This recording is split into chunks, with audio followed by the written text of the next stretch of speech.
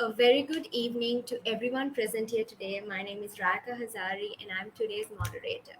So I'm extremely pleased to welcome you all to yet another session of the Pick a Book's author saga. And we are now live on Facebook and we have individuals joining us from many different countries and areas. So let me get into a little bit of an introduction about what Pick a Book is. So Pick a Book encourages the reading habit by getting all participants to select a book and read and research on it thoroughly and present a summary, which also helps hone their his or her public speaking, communication, and presentation skills. So, by doing this, Pick a Book not only instills the habit of reading but also helps to impart a wealth of knowledge. So, currently, Pick a Book is has marked its inspiring presence in 4 countries, namely Sri Lanka, India, the UK, and Singapore, in just a span of 1 year, with 600 plus readers, 18 regions, 30,000 people inspired. And Pickabook is continuing to spread its wings across the globe. So, Pickabook has begun a fantastic initiation called the Author Saga. Through this session, authors will be able to reach their readers and individuals with like minded interests. So, authors can discuss the key insights of their books, and the viewers will be able to take away from this key insight. We hope to help the other authors and inspire fellow readers and aspiring authors as well as their journey.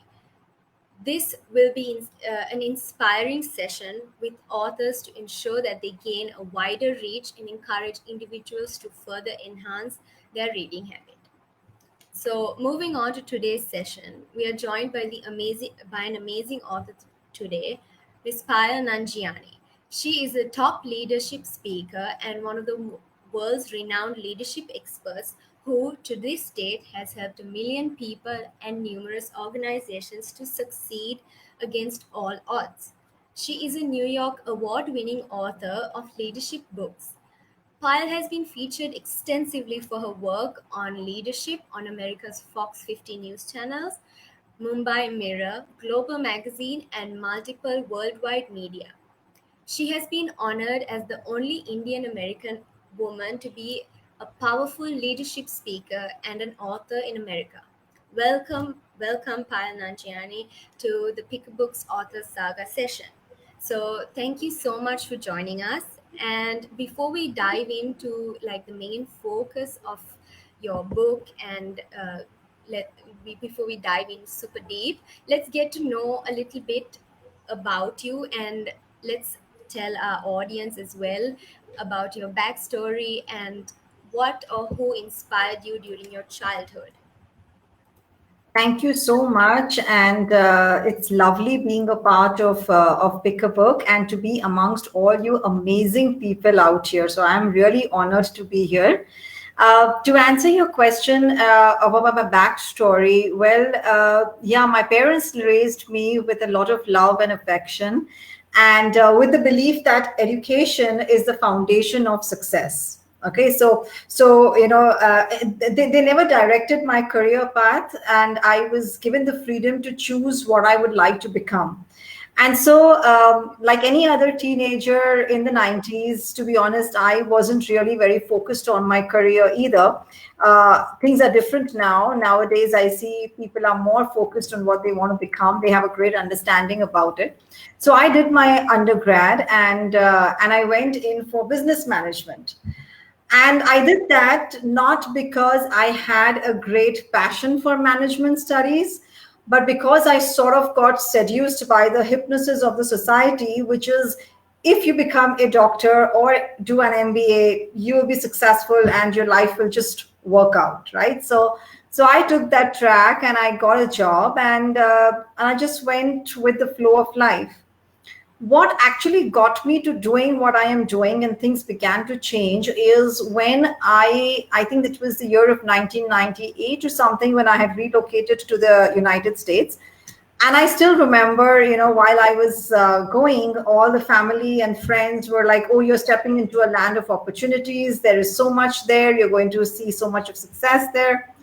And when I was, when I landed there, when I joined corporate America, when I began to get into the real workforce, is when I realized that despite having all the information, despite being a land of opportunities, there exists a huge gap, a wide gap between the successful people and the exceptional leaders and the average person and the people who are doing everything but still not becoming successful, whatever be the definition of success for them. And that's how things started to change. I decided to find the reason why there is this gap. Why is there a gap between the 20% and the 80%? And that's what inspired me. Once me and my team began to do a research on so much stuff, I got to know why there is this gap, and I began to fill it, and that keeps me inspired even today to serve the people, to become world class leaders, because that's one way that you can become super successful in your work. Yes, that definitely makes sense. Curiosity is what drives your need for going into this, I guess you can say, in a way. Yes, absolutely. Okay, so you're known for helping people become world class leaders.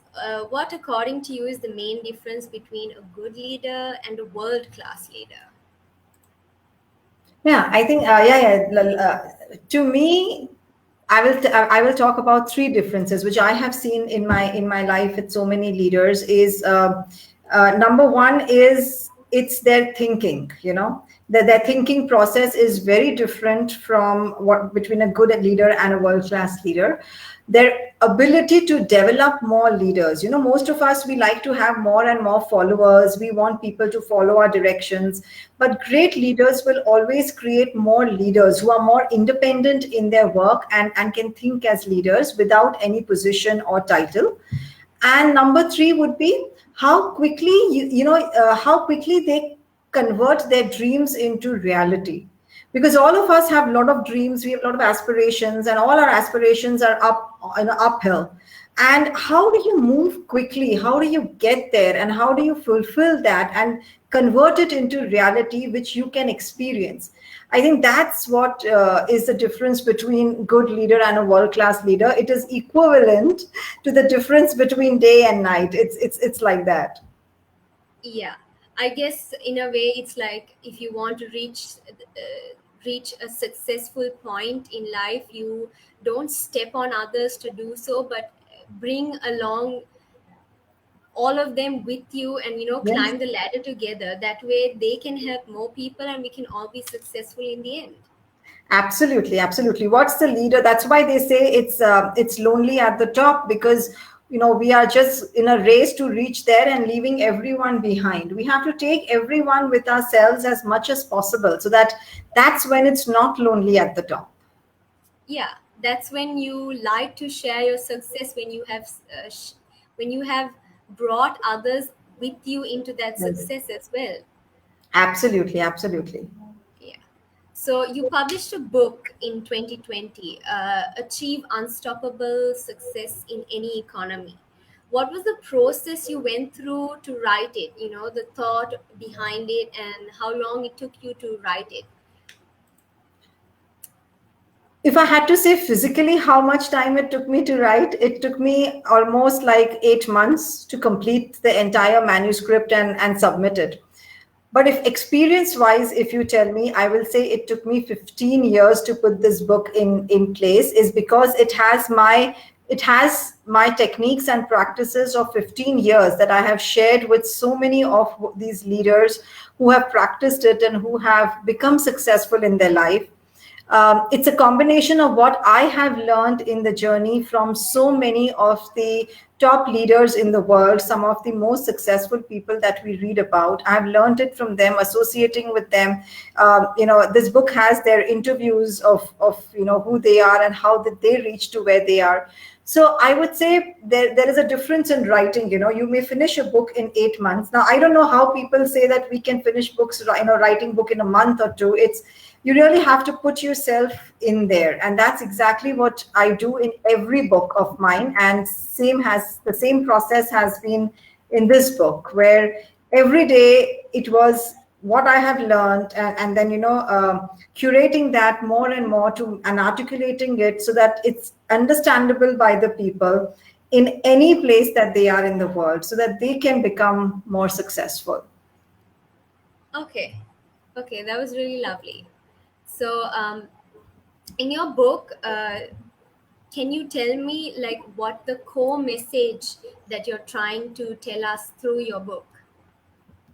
Um, that's a great question. The core message of this book, I would say that if you know how to condition yourself for success, okay, then no matter the economy, no matter the circumstances, no matter the people around you, you are destined to win.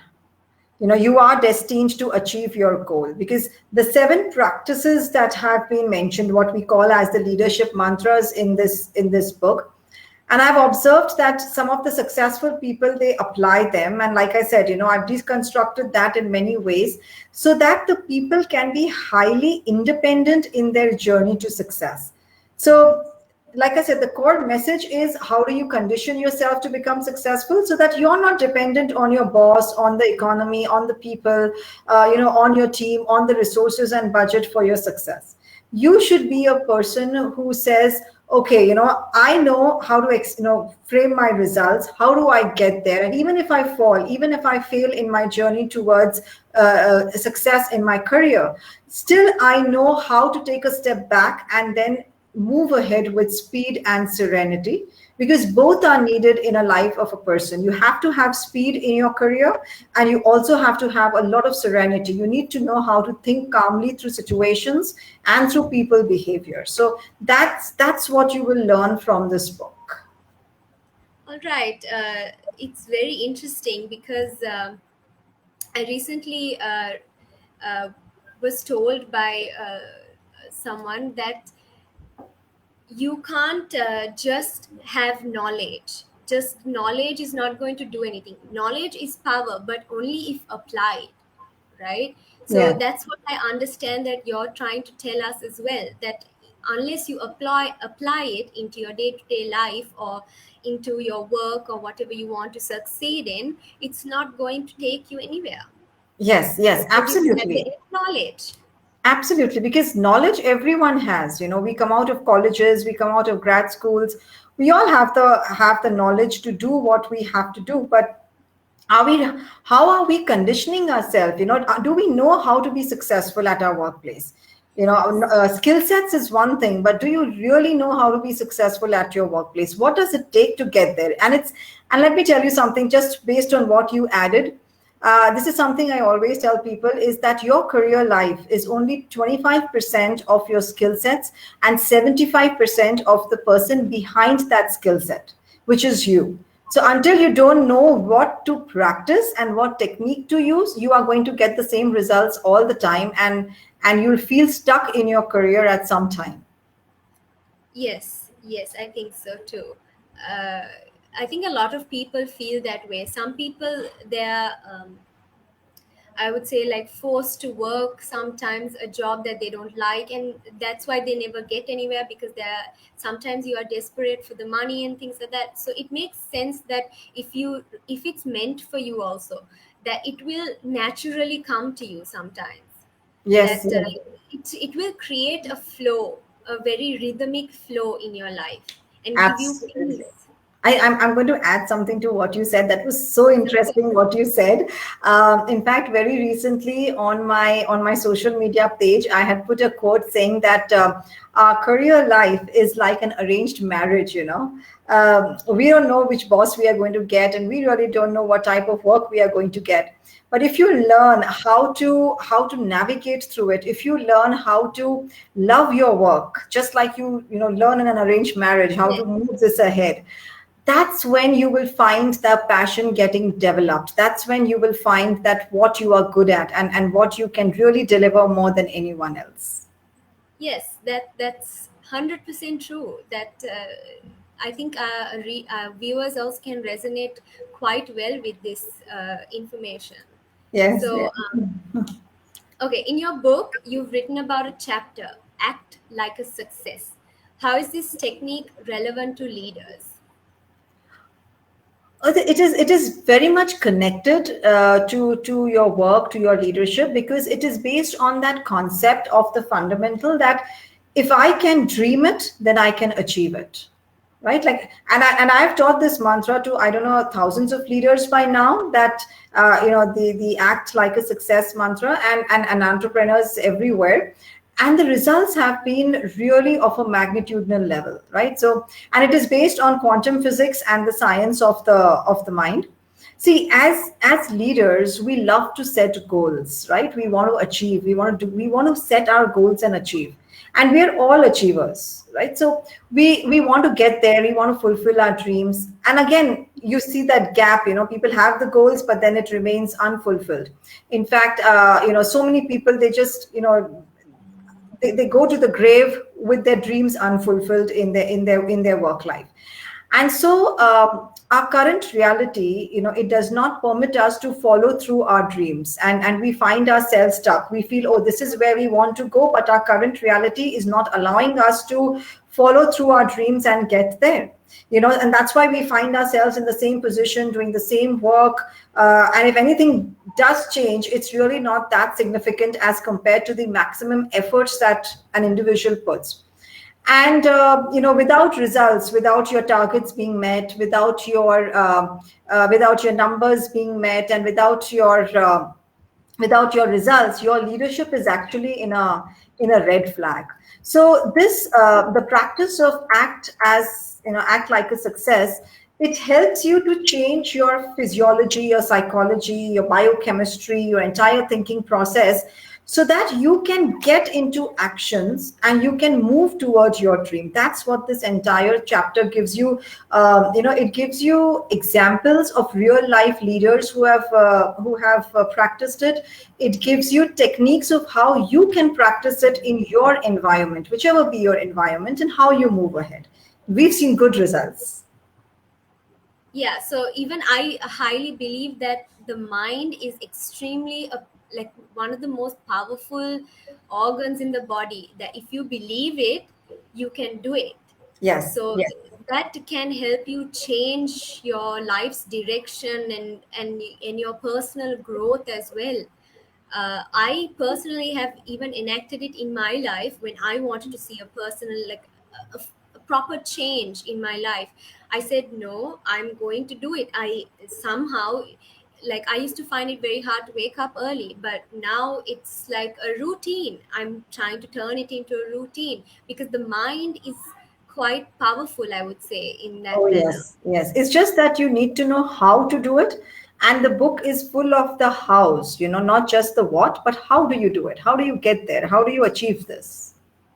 Yes, it's quite astonishing, the things that are coming out in this conversation. I'm quite invested, I would say.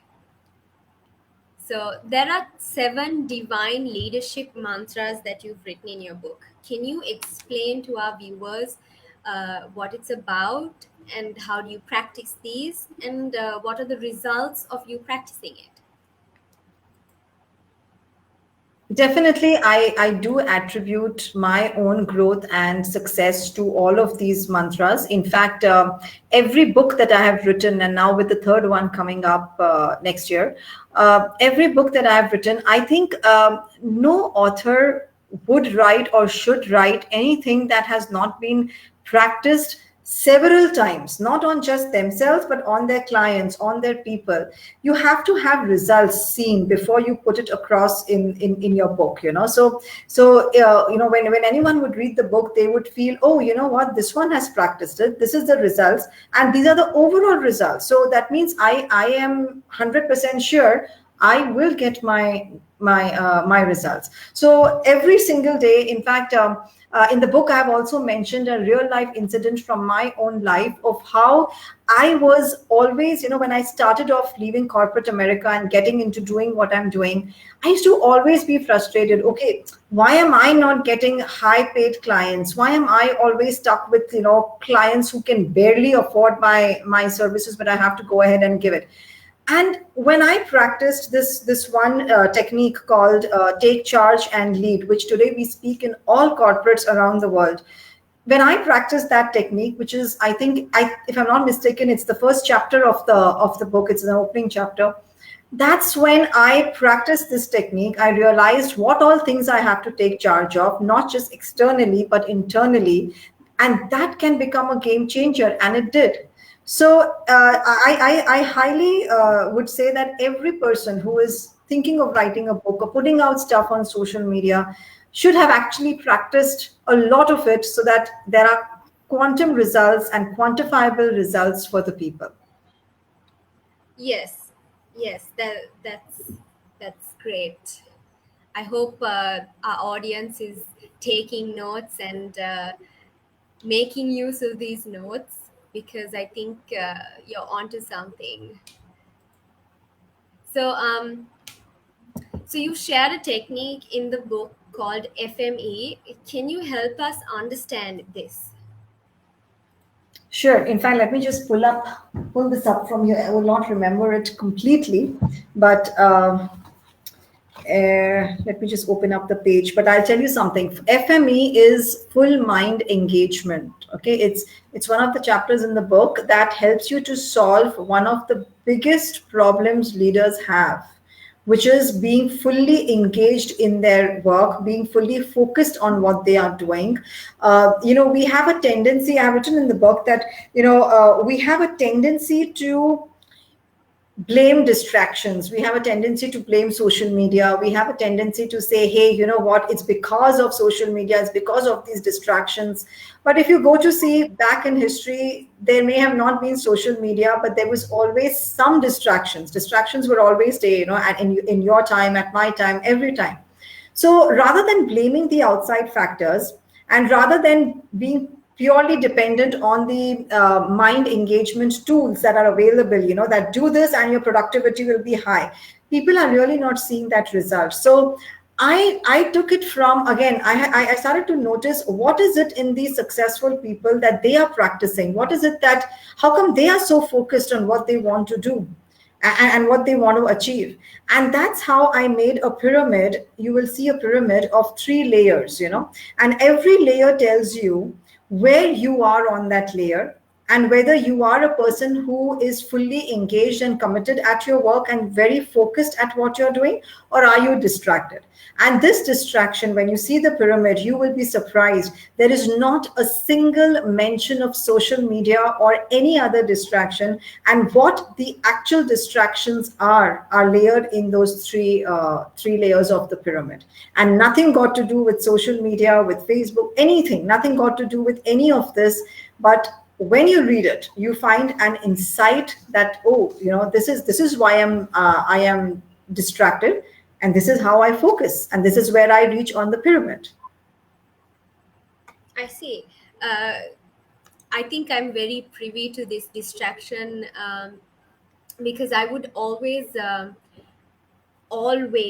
a child, would get distracted so easily when I was in school and things like that. I used to get so bored so fast, and I used to wonder, like, am I the only one who thought like this? Am I the only person who cannot concentrate for more than 10 to 15 minutes in a class? I would always get teachers coming to and telling my mom, like, oh, she's always daydreaming, oh, she's always distracted, she's a good student but she can do better, she can concentrate better. But then I realized that I'm making excuses for myself, Mhm. that I shouldn't make excuses for myself, and instead of just saying, oh yeah, I get distracted, find what is distracting me and eliminate it.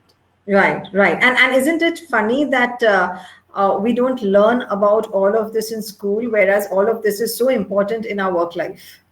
Yes, and I believe that even teachers need to know about this, so that, like, even if you're, let's say, like, you're younger, in your younger days of school, did the if you may not be able to understand much of life at that point, but the Yeah. teacher, so the teachers are also quite important when it comes to these like trivial topics, like of uh, finding the right path, because some, like, of course, like not all students can do math and science, and like, or understand that. Even I was one of them.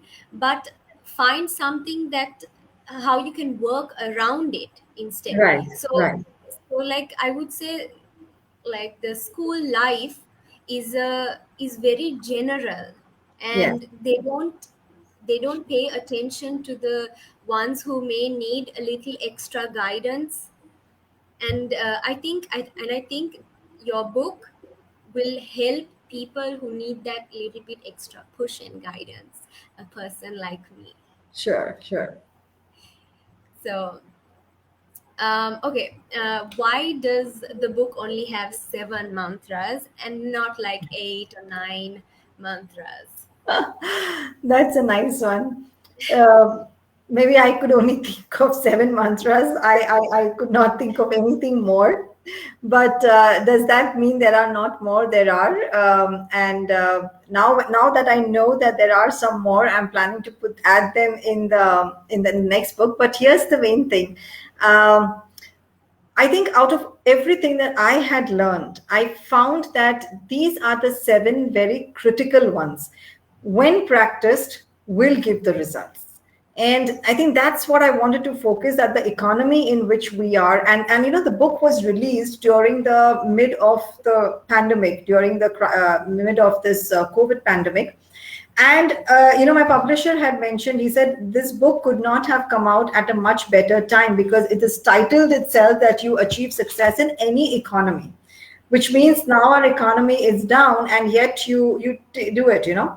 So prior to this pandemic, when I was actually sitting with this book and thinking of the mantras, at every time, I didn't have any ideas this would be the condition of our business world, where we are in a world of in uncertainty and such a volatile environment where our results are at a vortex right now.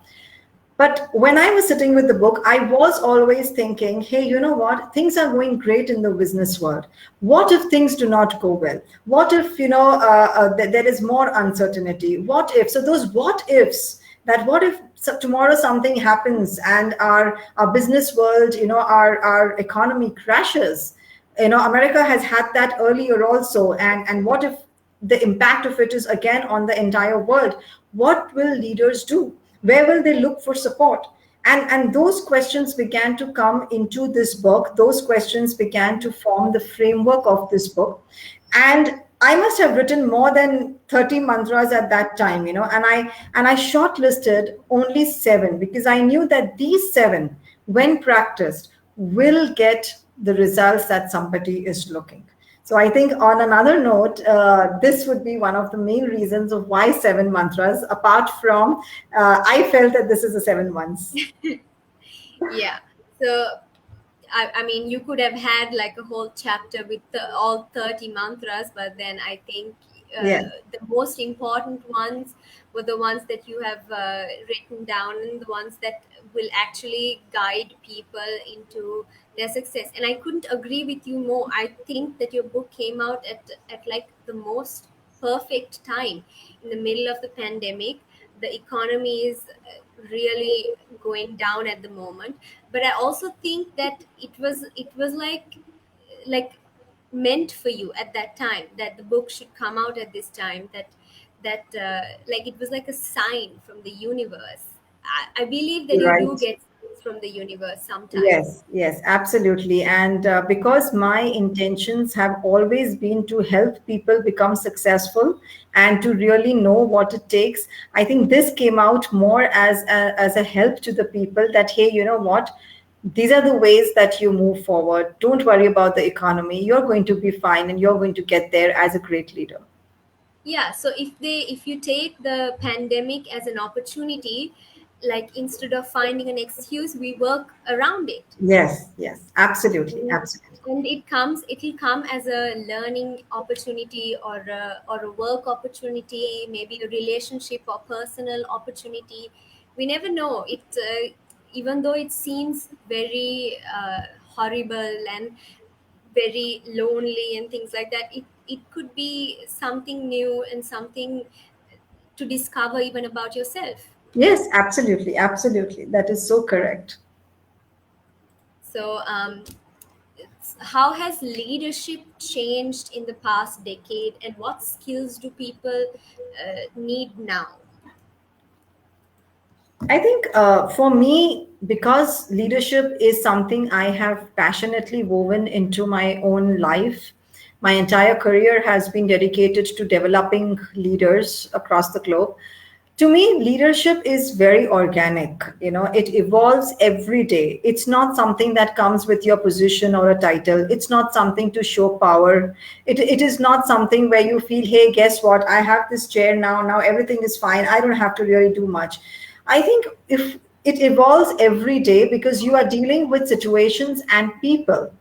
And both these elements, situation and people, are in constant state of change, constant.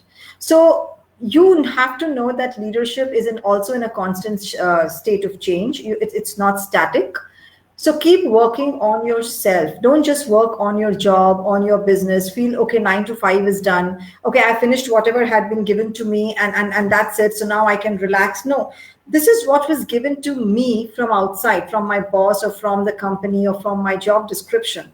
Now, how do I do something more that will help me later on in my life? How do I deliver more? That's true leadership that you want to show.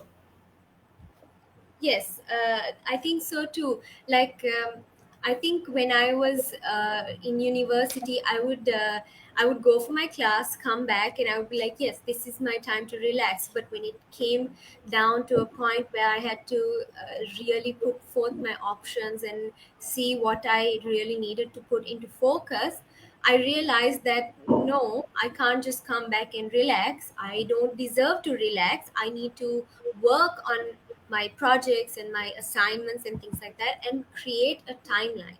Yeah, I'm not sure. I'm not sure if it helped me or not. It's a very different time. I think your younger stages of your life, it's a learning opportunity that I took it as. Now at least I absolutely. take it as, where I learned a lot during those years of my life. And I think I learned a lot about myself, a lot about other people, like my friends, my lecturers. I learned a lot on how people will guide me through. Like, I had friends who would push me to my limits and say, no, you have to do it, or no, you can do it. I believe you can do it, so if I believe, then you definitely can do it. So Absolutely. I think people around you also kind of help you in achieving your goals. It's not a self-made thing. It is definitely a lot of things that come from you yourself, but it is also things around you that bring you success. The right Absolutely. ingredients make the food better. Absolutely. And there are going to be many people around you who will tell you, hey, you know what, don't work so much, don't do so much, don't go beyond your job, you're only paid for this much. Yes, I am paid for this much, but the learning that I will get beyond the pay is much important. Exactly, because I can use that, the things I learned, further in my life, not just for this job, maybe for something, a bigger opportunity or something better in my life. I can always use it for anything. Even I can pass it down to someone else Yes, yes, instead of learning just. never goes a waste. That is very Exactly, right. yes. You spend your life, like, you may get out of school, you may finish your degree, your master's, your doctorate even, but until the day you die, I believe you are learning. From the day you're Absolutely. born till the day you die, you are learning. Yes, Maybe it's not absolutely. something out of a book, but it's definitely from life. Very right, very right. That's true. So that's all the questions I have for you today. Um, if maybe we could give a few minutes to see if we get any questions from our audience, and if not, we can wrap it up. Sure, sure. And I would love to connect with your audience even on my Instagram page or my LinkedIn. I'll be so happy to accept their connections there. Yes.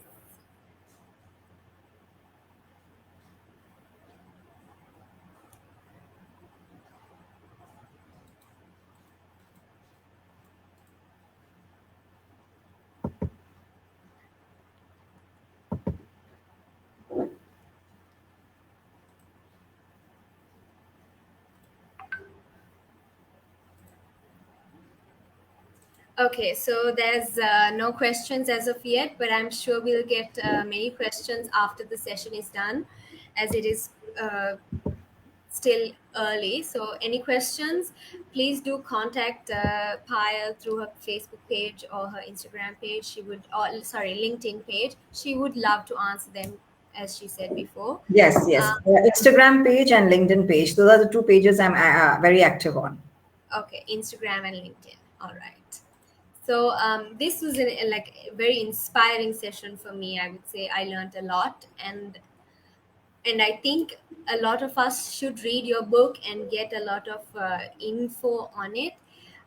We can learn how to, I think, gather our thoughts and put them into action in a way. And if any of our audience wants the book as well, uh, they can purchase it. I think on Amazon. Am I Yeah, right? so on Amazon, it is available, and it's also available on our website at a signed copy if you need. So both are available. All right, that's amazing. So, with that, we have come to the end of another author saga session, which is part of our pick a book uh, sessions. Once again, Pick a Book encourages the reading habit by getting all our participants to select a book, read, and research on it thoroughly, present it and summarize it, which also helps in their public speaking, communication, and presentation skills. So, by doing this, Pick a Book not only induces the habit of reading but also helps to impart a wealth of knowledge. If you want to be a part of Pick a Book's community, or if you would like to see a Pick a Book in your region and join the journey of inspiring people, please reach out to us and send us an email or a message through our Instagram or Facebook pages. We are eagerly forward to hearing from you. My name is Raika Hazari. I was the moderator for this evening, and thank you again, Ms. Payal Nanjiani, for joining us and sharing your wonderful insights and for this brilliant session. Thank you so much, and good evening. Thank you so much. It was a pleasure to be amongst all you great minds. Thank you.